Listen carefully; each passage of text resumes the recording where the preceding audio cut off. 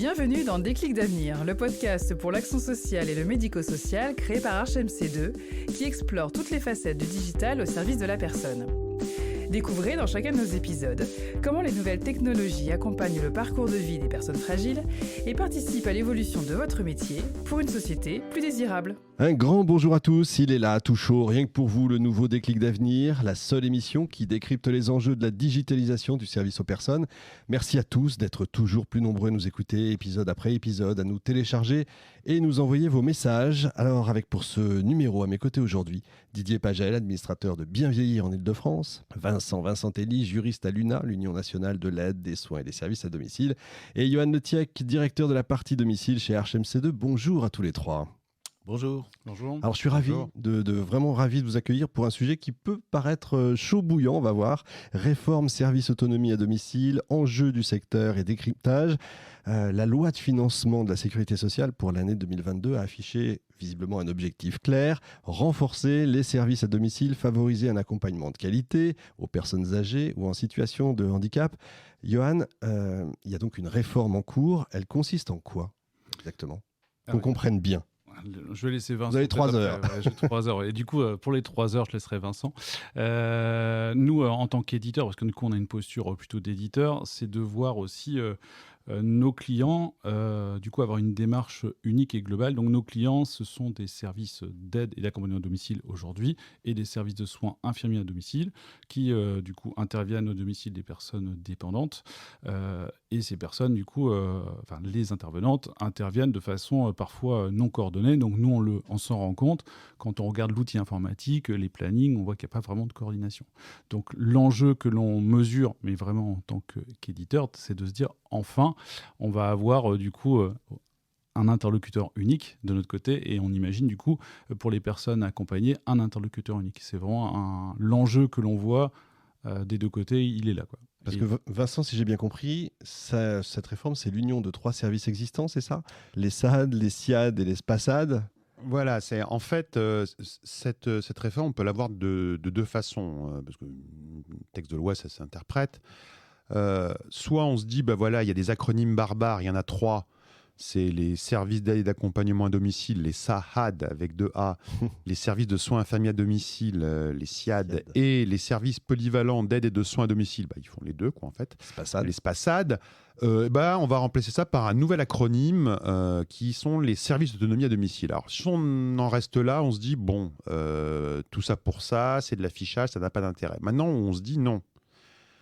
C'est que avec ça, on va accompagner par une augmentation de la qualité, une redéfinition des périmètres d'émission, de la qualification. En fait, on va faire en sorte que les services médico-sociaux à domicile, dans le cadre d'une politique de l'autonomie qu'on appelle le virage domiciliaire, c'est-à-dire axé sur ce que veulent les gens, c'est-à-dire rester chez eux le plus longtemps possible, quel que soit leur âge ou leur handicap, un service unique puisse leur offrir tout le panel de réponses auxquelles ils ont besoin pour pouvoir demeurer chez eux le plus longtemps possible. Et si on va vers ça, si c'est ça le but de la réforme, là, effectivement, on est sur une évolution extrêmement importante de services qui, pour l'instant, est éclaté, ce qui n'empêche pas qu'ils faisaient aussi beaucoup d'efforts pour bien bosser, heureusement, mais qui restait éclaté avec des politiques un petit peu sectorisées. Là, on est effectivement un interlocuteur unique pour les personnes, mais aussi un interlocuteur unique pour les pouvoirs publics et finalement une structure visible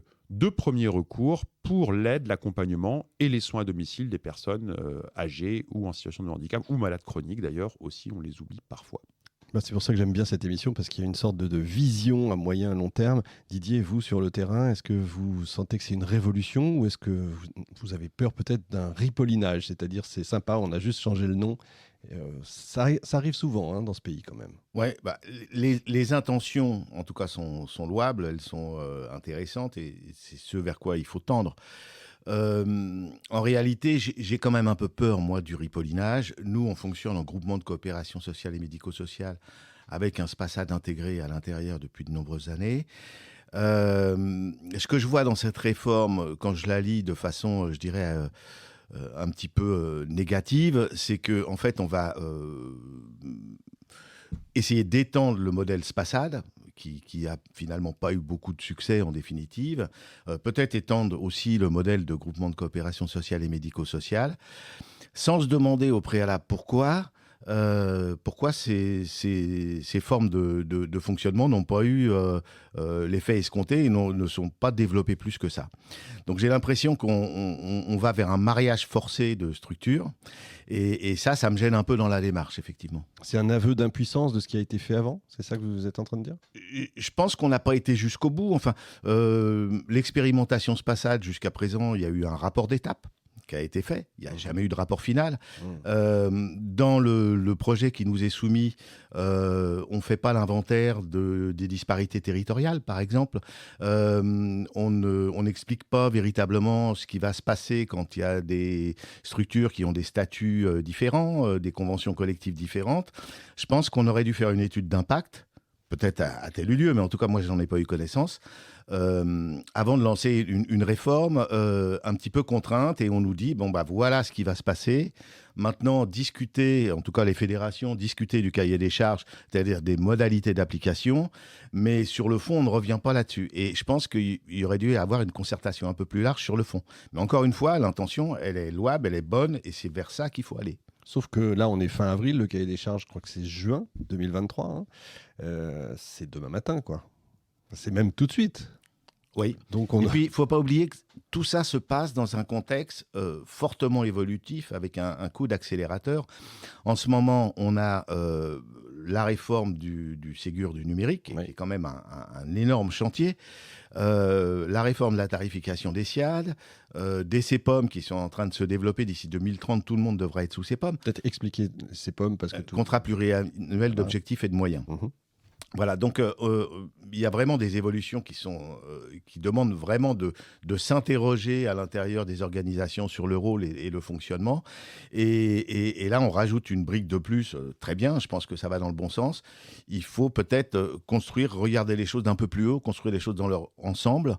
Et puis aller regarder vraiment dans le détail comment ça se passe sur le terrain, comment ça va se passer en Ardèche, comment ça va se passer à Paris. Les choses ne seront pas les mêmes dans la façon d'appliquer cette réforme. On va avoir du temps pour en parler. Johan, c'est aussi pour vous un vrai changement. Ça veut dire une nouvelle façon de travailler avec vos clients. C'est peut-être revoir les logiciels. Plutôt que trois interlocuteurs, vous allez en avoir un. C'est un bordel aussi chez vous. Alors, les premières interrogations là, qui montent, elles viennent de ce que disait Didier tout à l'heure là, sur les formes. C'est-à-dire les mariages vont être difficiles. On ne peut pas marier du coup un SIAD de la fonction hospitalière avec un SAD privé qui soit lucratif ou non lucratif. Donc les questions là, qui remontent de nos clients aujourd'hui, c'est OK, vous, éditeurs, comment vous allez nous accompagner pour faire un mariage qui va avoir une forme un petit peu différente. Et dans ces cas-là, est-ce on gardera du coup 2 interlocuteurs, voire un 3e, parce que du coup, il y a un groupement qui va exister. Et ensuite, dans tout ça, en dehors de cette forme juridique, on se dit oui, on va devoir porter une forme de coordination forte à travers nos systèmes d'information. Et la réflexion que l'on a, c'est de se dire comment est-ce qu'on va faire pour faire de la coordination forte, donc au sens vraiment avec de la donnée qui s'échange, qui est unique, etc., avec des structures qui potentiellement peuvent être distinctes dans la forme juridique, avec ce groupement au-dessus, mais un accompagnement. On sent qu'on va devoir accompagner le secteur, et on est en forte réflexion justement pour trouver ces orientations techniques qui répondent à des orientations d'usage, quoi, quelque part. Oui, c'est pas simple. Du coup, ces structures, moi je me posais la question quand même en préparant l'émission, ils sont pas tous, il n'y a pas toujours 250 personnes dans chaque structure. Comment ils font, puisque tout est en même temps, vous le disiez tout à l'heure, Didier, tout se fait en même temps. Comment est-ce qu'ils font? Ils ont à chaque fois un chef de projet par réforme. Comment ça se passe? Ils vont jamais y arriver. Cette montée du niveau d'exigence, elle fait que les organisations vont devoir se regrouper, mutualiser. C'est-à-dire que effectivement, le constat, c'est qu'il y a un éparpillement du nombre de structures. Il y a à peu près, je crois, je ne sais pas, vous me corrigerez, mais 9000 SAD actuellement en France, autorisés. 2300 SIAD, donc va falloir forcément se regrouper à un moment donné pour avoir la taille suffisante pour pouvoir répondre à tous ces nouveaux enjeux. Et oui, Vincent. Alors, je pense que là, on met le doigt sur ce qui se passe en fait. D'abord, on est sur une réforme et pour rebondir, oui, ça va être difficile. Pas impossible, hein, de statuts différents, même public-privé. Difficile. Il y a du travail. Ça peut être même dans certains cas douloureux parce qu'il y a effectivement des structures qui existent depuis 10 ans, 15 ans, 20 ans, 30 ans, 50 ans. Et dire, non, vous allez devoir vous regrouper, vous associer. C'est pas facile. Mais à côté de ça, on est dans un secteur où, quand même, depuis quelques années, tous les acteurs, fédérations et autres, réclament une réforme, et notamment une réforme du domicile. Une réforme, à un moment, c'est de se dire, si elle y est, il faut se transformer pour rentrer dans la réforme. Si on fait une réforme pour que la réforme, en fait, c'est elle qui s'adapte à chaque spécificité où rien ne change, c'est pas une réforme. Là, c'est un ripollinage. Donc, évidemment, la transformation, le changement des pratiques, le changement des structures, le changement de la structuration de l'offre sur les territoires pour les personnes, c'est ça l'enjeu, c'est difficile. Et quand je dis que c'est un enjeu, c'est qu'en premier lieu, il faut toujours se rappeler que l'objectif premier, et je pense de tout le monde, et quand je dis tout le monde, c'est du gouvernement, des pouvoirs publics locaux, agences régionales de santé ou conseils départementaux, et des structures, dans le cadre d'une politique publique de l'autonomie, c'est d'offrir la meilleure réponse aux besoins des personnes en perte d'autonomie. Nous n'existons, et là je dis à tous les étages, cette politique n'existe, la nouvelle 5e branche autonomie qui a été créée n'existe que parce qu'il y a une politique publique de réponse à des besoins de personnes. Si à un moment on me dit demain, on a inventé un médicament miracle qui permet de mourir en excellente santé un soir, une nuit dans son lit en n'ayant jamais eu aucune perte d'autonomie, les services autonomie à domicile disparaîtront. Ils n'auront plus d'intérêt. Ils n'existent que parce qu'il y a des besoins et qu'à un moment il a été décidé qu'il y a une politique publique nationale. Alors après, comment est-ce qu'elle est déclinée localement, ça effectivement c'est un autre sujet. Oui, parce que chaque région est différente, en fait. Voilà. Comment est-ce que se décline localement? Mais en tout cas, c'est bien parce que cette politique existe que nous existons. Alors, une fois qu'on a dit ça, moi, je pense quand même qu'il faut se dire que la loi, elle a donné un axe, mais pourquoi? On peut se poser la question, et moi je rejoins, les SPASAD, ça n'a pas nécessairement aussi bien marché qu'on pouvait l'attendre, et c'est pourtant le modèle qu'on étend, parce qu'évidemment, il y a près de 9000 SAD, 2300 SIAD, mais 300 SPASAD. C'est-à-dire que c'est le modèle ultra minoritaire dont on veut qu'il devienne le modèle quasiment majoritaire. Donc déjà, on se dit que la marche, elle est sacrément haute. Donc voilà, il y a quand même quelque chose à faire, et ce qu'il faut, je pense, avoir en tête, c'est que une fois qu'on a cet axe donné, tout le travail, je dirais, d'état des lieux, elle s'est faite non seulement dans l'élaboration du cahier des charges, parce que, pour le coup, UNAI a participé depuis septembre, mais aussi dans d'autres éléments juridiques qui encadrent ces services, on s'est posé des questions, notamment une très simple. C'est quoi le domicile ? Oui, c'est la question. C'est comme la question. À une époque où on voit se développer des nouvelles formes d'habitat inclusif, de résidence-service senior, des choses comme ça, mais à ce moment-là, qu'est-ce qu'on appelle le domicile ? Est-ce que c'est le domicile, on va dire, historique, là où je suis locataire, propriétaire, ou est-ce que c'est ces nouvelles formes d'habitat ? Est-ce que c'est en fait la personne, le lieu où la personne vit ? Et si on part là-dessus, on se dit quand même qu'il y a une plénitude de la compétence de ces nouveaux services autonomie à domicile, et une montée en puissance, on va dire, mais avec aussi une montée en exigence, qui est un axe très fort, qui a été l'axe des travaux. Alors maintenant, ce qui manque effectivement à la réforme, et là je pense qu'on est parfaitement d'accord, c'est le pendant en se disant, ok, si on va à fond, si ces services montent en compétences, s'ils se structurent, s'ils font du soin, s'ils font de la coordination, s'il y a plus de qualifications pour les personnes, s'il y a plus d'attractivité pour les métiers, ça aura un coût. Et la question centrale qui va se poser, qui est la question qui est devant nous, c'est ce coût, il est supporté par qui ? Par la solidarité nationale, la nouvelle branche, ou par les personnes ? Et ça, c'est la question qui est devant nous. Et c'est la question sur laquelle on a 2 ans, c'est les 2 ans de montée en charge, une fois que le cahier de charge sort, 2 ans pour y répondre. Ça promet. Vous avez fait, Didier, une expérimentation terrain ? SPASAD intégré, oui, tout à fait. Alors, ça donnait quoi ? Alors, bilan mitigé. Globalement, en fait, je rejoins un petit peu les résultats de l'étude, en tout cas du rapport d'étape qui avait été fait. C'est-à-dire qu'en réalité, il y a 10-12% de situations qui sont véritablement communes entre le SIAD et le SAD. Alors, pour des raisons pratiques, nous, au départ, on voulait aller vers une intégration complète, le nom SPASAD intégré. En réalité, les gens viennent déjà avec des solutions d'aide à domicile quand ils viennent chercher du soin, la plupart. Et on n'a pas la capacité à leur dire, non, quittez votre SAD actuel et puis venez chez nous. Donc nous, on a très vite renoncé et continué à accueillir les gens comme il le fallait.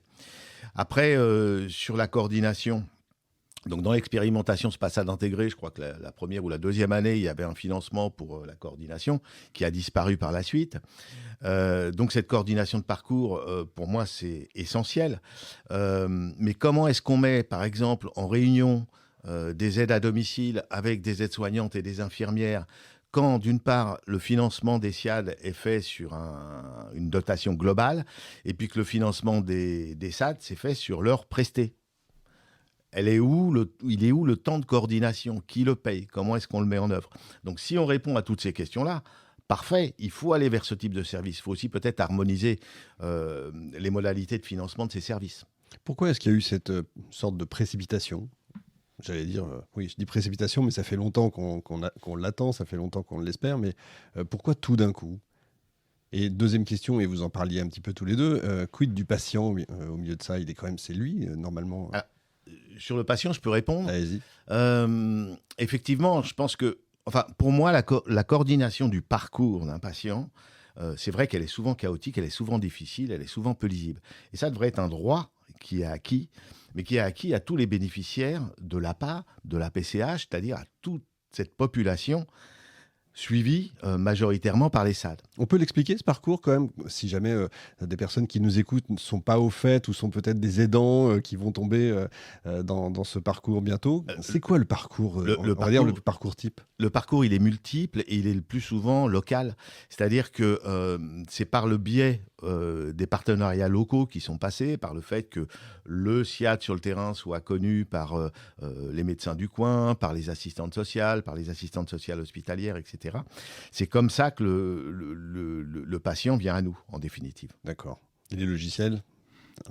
Le patient, mais du coup pas le client, parce que du coup il y a beaucoup plus d'ouverture sur le côté client. Et du coup demain, effectivement, si dans les services autonomie où on va dire que c'est je rentre par l'aide et j'offre du soin, du coup je serai déjà du coup client de l'aide et je pourrais proposer du coup du soin. C'est là la complémentarité va exister, quoi. Ça pose une difficulté, parce que si effectivement les soins qui seront délivrés dans les futurs services en autonomie ne sont réservés qu'aux seuls clients du SAD, est-ce qu'on ne va pas vers une inégalité en matière de coordination de parcours et d'accès aux soins?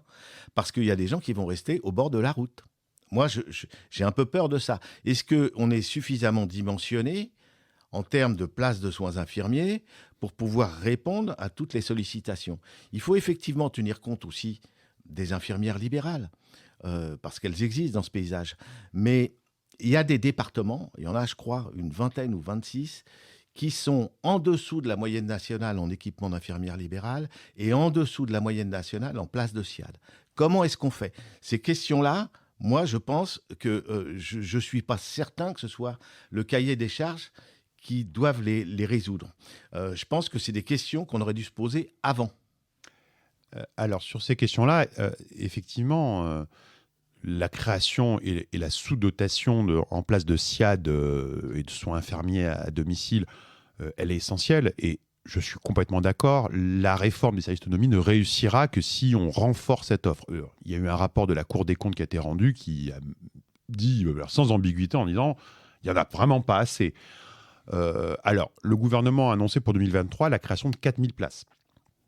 Juste, il faut préciser, c'est 120 000 aujourd'hui, donc le 4 000 par rapport aux 120 000, pour moi, ça fait aussi, c'est ridicule. Alors, et la création, normalement, et la création de 25 000 à l'horizon 2030. Ça, c'est la trajectoire qu'on nous a indiquée. Alors, pourquoi, mais je reviens à la question, pourquoi maintenant? Je pense que c'est plusieurs éléments. D'abord, c'est quand même une tendance lourde. On se rappelle que la première instruction sur la transformation de l'offre et ce qu'on appelle le virage domiciliaire, le moment où la France s'est dit peut-être qu'on a axé une politique d'accompagnement et notamment des personnes âgées et des personnes en situation de handicap trop fondée sur l'institutionnalisation. Ça date globalement de 2016-2017, cette prise de conscience. Alors, qu'est-ce qu'on fait pas? On a entendu plein de choses, les EHPAD hors les murs, les services à domicile, des expérimentations, les équipes spécialisées Alzheimer, des choses qui sont mises, mais là, pour le coup, sans cohérence, sans vision, on va dire, importante. Ce qui a tout changé, il faut se le dire, c'est le Covid. C'est le Covid. Ouais. Le Covid, ça a démontré une chose très importante. D'abord, c'était que les services à domicile d'aide ou de soins ont tenu le choc. Et ça, c'est quand même fondamental. C'est-à-dire qu'ils ont tenu le choc, et plus que ça. Les services qui sont venus au secours des EHPAD, qui avaient un très fort absentéisme, c'est les services à domicile. C'est eux qui ont mis à disposition des salariés pour pallier aux absentéismes en établissement. Ils ont tenu, ils ont fait le boulot, et plus que le boulot, parce que les premiers mois ont été dans des conditions... au front, en fait. En première ligne, dans des conditions terribles, il faut bien se le dire. Pas de masque, pas identifiés comme des professionnels.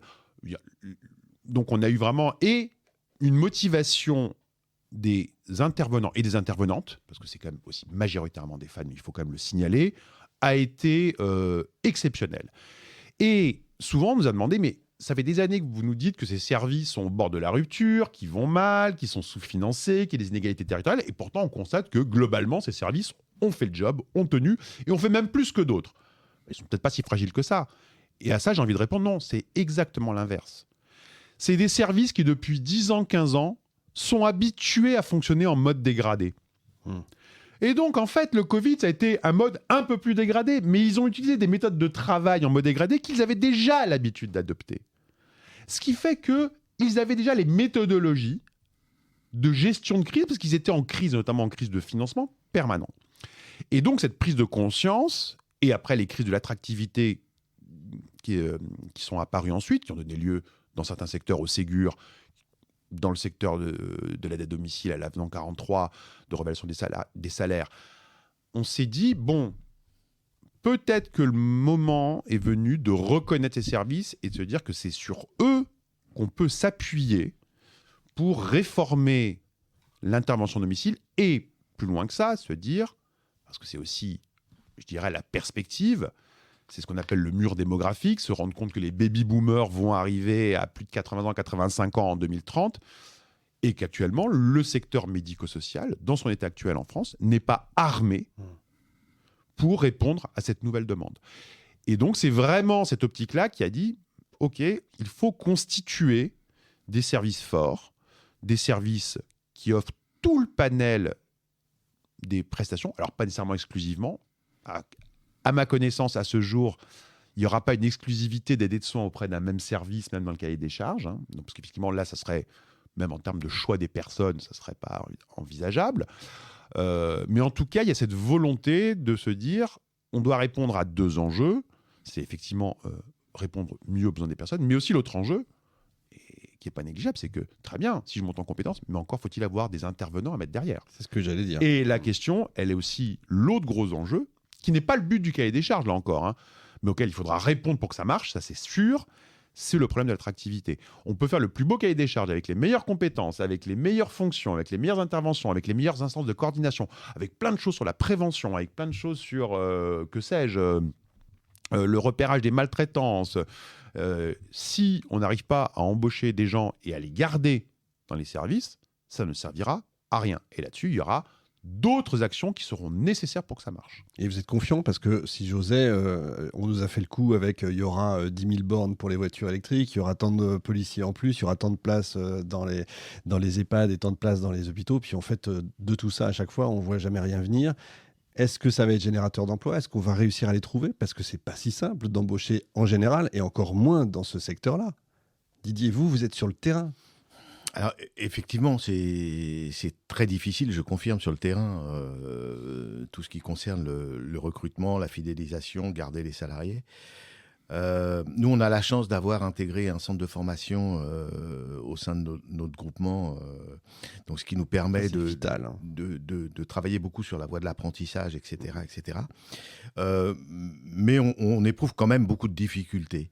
Donc, je dirais, je suis confiant et méfiant à la fois.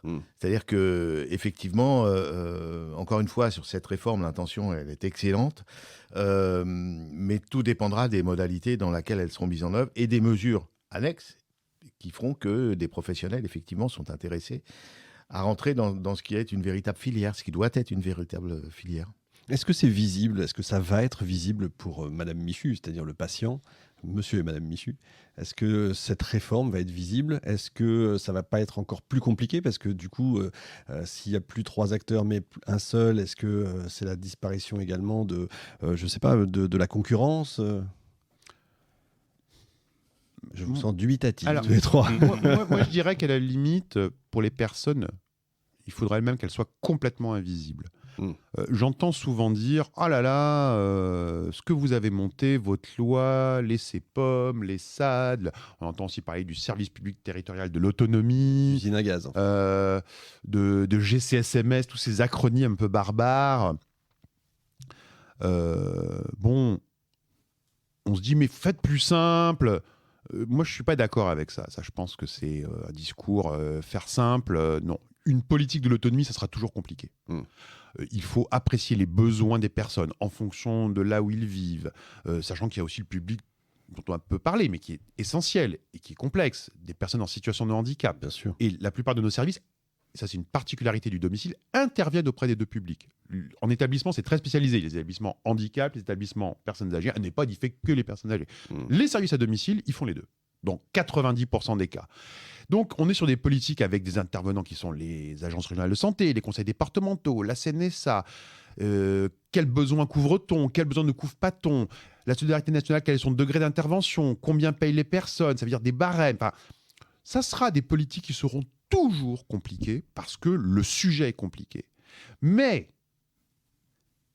une politique compliquée, elle doit être compliquée pour nous, je dirais, professionnels, pour les pouvoirs publics. Il faut réfléchir, il faut monter des dispositifs qui le sont, et toutes les politiques de sécurité sociale le sont. Les politiques de la caisse d'allocation familiale le sont, les politiques de l'assurance maladie est aussi complexe.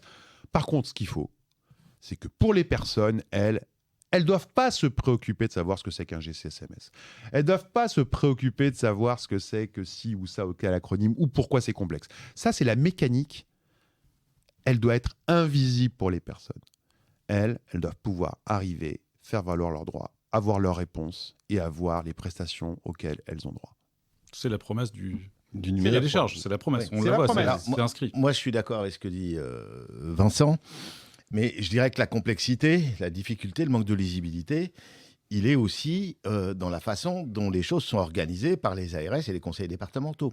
Je vous donne un petit exemple. Nous, au niveau du groupement, on intervient sur à peu près 50 communes en SAD et seulement 6 en SIAD, avec 2 SIAD. Qu'est-ce qui va se passer demain si quelqu'un me demande des soins en dehors du territoire du SIAD, si on ne change pas le territoire du SIAD?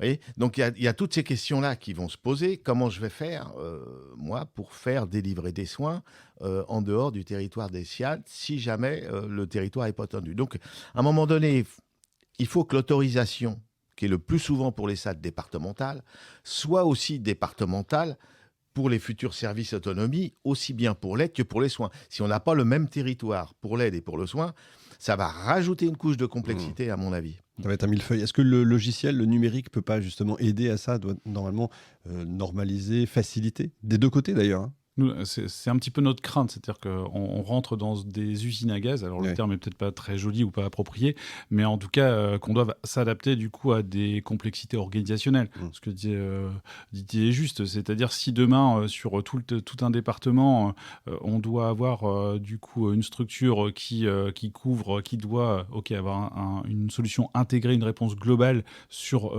uniquement 2 communes, et tout le reste aller chercher soit des libéraux, soit d'autres SAD, parce que c'est comme ça que c'est écrit.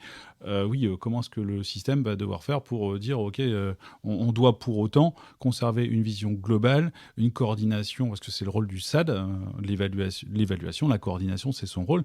Et si on doit aller du coup dire je vais travailler avec tel SAD qui est sur un autre territoire, côté informatique, comment est-ce qu'on va faire ces liens, c'est la grande question. Donc s'il nous pose rapidement une solution qui est de dire le territoire du SAD, il est identique en aide et en soins, c'est parfait. Et dans ce cas-là, ça règle beaucoup de nos problématiques. Mais en attendant, c'est pas inscrit. Et du coup, il va falloir qu'on fasse avec. Si d'ici 2 ans, on va vers là, c'est tant mieux. Mais en tout cas, juillet, on va venir frapper à notre porte, monsieur l'éditeur, comment on fait pour répondre à nos contextes et nos envies. Voilà, nos envies, parce que du coup, on a envie. Tout le monde va avoir envie d'y aller. Enfin, on imagine, quoi. Vous devez avoir de longues journées. En termes de réforme toujours, qualité de vie au travail, travailler 7 jours sur 7, ça veut dire donc le week-end, tout ça, c'est dans cette réforme, c'est des projets Ça. Alors juste, je voudrais revenir parce que je pense que ce qui a été dit sur les territoires, alors plus que les solutions de rapprochement, je pense que c'est le sujet essentiel. La question de l'harmonisation et de l'homogénéité entre l'aide et le soin de l'offre sur les territoires, qui est normalement à la main d'un côté des ARS et de l'autre côté des conseils départementaux, ça c'est la question, si elle n'est pas résolue en faveur des structures, est un risque important d'échec de la réforme. J'en suis intimement convaincu et je rejoins en disant qu'il faut une homogénéité absolue entre le territoire d'aide et de soins. Donc à un moment, il va falloir que les autorités se posent des questions d'harmonisation, de renoncer à des formes de sectorisation qui sont, selon moi, dans ce nouveau dispositif, obsolètes. Et ça rejoint complètement ce que vous dites sur la qualité de vie au travail. Actuellement, quand une structure fait de l'aide ou du soin, elle va percevoir un financement supplémentaire qu'on appelle la dotation de coordination, qui va permettre de financer justement du temps de coordination et des éléments comme ça. Alors, c'est quelque chose qui est en train de monter en charge. Pour l'instant, on est sur des volumes qui sont encore, je ne pense pas, à la hauteur des besoins. Mais bon, en tout cas, le chemin est pris. Maintenant, si je n'ai pas le même territoire en aide et en soins, ça veut dire que c'est uniquement dans le territoire aide et soins que j'ai ce temps disponible. Mais bon, les intervenants, ils vont sur les deux. Ils vont ainsi aller sur un territoire aide-soin ou juste aide. Je vais découper le temps de travail de mon salarié. Sur une partie de son temps de travail, il a droit à du temps de coordination. Sur l'autre partie, il n'y a pas. Enfin, et alors là, en termes de qualité de vie au travail, d'attractivité, c'est juste, on marche sur la tête. Ouais, c'est l'inverse. Et là, c'est vraiment exactement ce qu'il faudra éviter. Et pour ce qui est d'ouverture 7 jours sur 7, ça, c'est un vrai enjeu. C'est quelque chose que nous, dans les travaux sur le cahier des charges, on a demandé. C'est que tous les services, je dis bien les services, puissent intervenir 7 jours sur 7. Parce que les plans d'aide pour les personnes, leurs besoins ne s'arrêtent pas le week-end. Bien entendu. Et on a des fois des recours à des solutions de changement de service pour les week-ends, enfin des trucs aberrants, ou même des choses qui sont des soins en semaine, et comme le SAD n'intervient pas le week-end, ça devient de l'aide miraculeusement le week-end. Je vois que tout le monde reconnaît ce que je viens de dire. Alors pour les logiciels, du coup, il faut les faire basculer d'une facturation à une autre, parce que c'est pas les mêmes budgets. Enfin déjà, on voit quand même qu'il y a c'est plus que des bouts de ficelle, hein, c'est du Chatterton. Mais ce qui est là-dessus, donc, on répond aux besoins 7 jours sur 7, tous les services. Alors là, c'est une révolution. Inversement, ça ne remet pas en cause, c'est le service qui est ouvert, que les salariés doivent avoir des garanties en termes de qualité de vie au travail, d'équipement de protection, de temps de repos. On est sur un travail qui est beau, c'est un beau travail, mais qui sera toujours un travail difficile. Ouais, bien sûr. Il ne faut pas non plus vendre l'invendable, dire c'est un travail qui est difficile, on est auprès de personnes qui sont souvent très dépendantes et qui le seront de plus en plus, parce que le but c'est quand même d'accompagner des personnes de plus en plus en perte d'autonomie à domicile, pour éviter justement en tout cas le plus longtemps possible le passage en EHPAD, qui seront de plus en plus fortement médicalisés. Donc à un moment, on est sur un travail qui sera difficile, avec beaucoup de déplacements. Donc c'est aussi la gestion des temps de déplacement et leurs coûts. C'est tous ces éléments-là qu'il va falloir nécessairement apprécier dans le cadre de la montée en charge. J'ai envie d'être confiant. Quand je vous écoute, finalement, j'ai l'impression que vous vous posez les bonnes questions, que vous êtes prêt à aller dans le bon sens. 2 ans, c'est rien pour faire tout ça. Est-ce que c'est possible, selon vous ? Je pense qu'on est au final, le timing est plutôt pas mal. Parce que j'ai entendu parler tout à l'heure du Ségur du numérique, et au final, on a des chantiers qui vont se lancer en parallèle et qui sont complémentaires. C'est-à-dire que le Ségur du numérique entraîne du coup une volonté de partage qui va dans le sens de la coordination de fait. Et en même temps, on lance un gros sujet sur la coordination aide-soins, si j'essaie de la simplifier. Donc pour moi, ça va de pair. Et un point super important qui est souvent souligné, donc c'est l'éditeur qui parle, mais on a un équipement numérique qui est très important sur le SAD et le SIAD. Et du coup, c'est quand même une solution qui va favoriser la coordination. Les taux d'équipement en mobilité, qui sont l'outil en fait aujourd'hui qui permet d'avoir l'information au creux de la main pour l'intervenante, est très fort. On doit avoir 110 000 intervenantes aujourd'hui qui ont un mobile entre les mains au sein d'ArchMC2.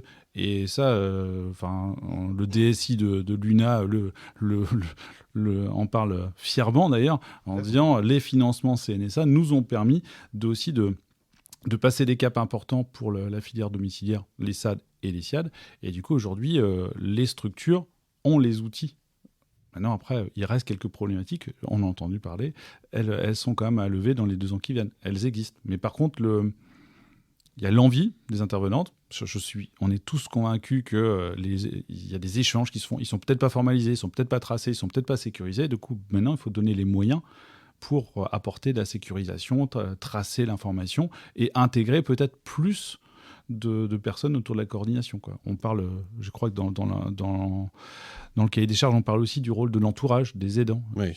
Voilà, il faut aussi intégrer l'ensemble des partenaires. Et pour moi, je suis un pro-défenseur de l'aidant dans la coordination. Pour moi, il faut aussi l'intégrer. Et du coup, on le sent venir, donc c'est parfait. Ça va dans le bon sens. Sur le Ségur, je renvoie évidemment les auditeurs à une excellente émission que nous avons déjà faite, bien entendu. Merci, messieurs. Le temps de cette émission se termine.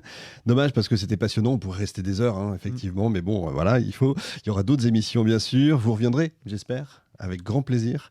Merci beaucoup d'avoir été avec nous, Didier Pagel, Vincent Tellier, Johan Letiec. Merci à tous de nous avoir suivis. On se retrouve au prochain numéro avec un autre sujet important, évidemment.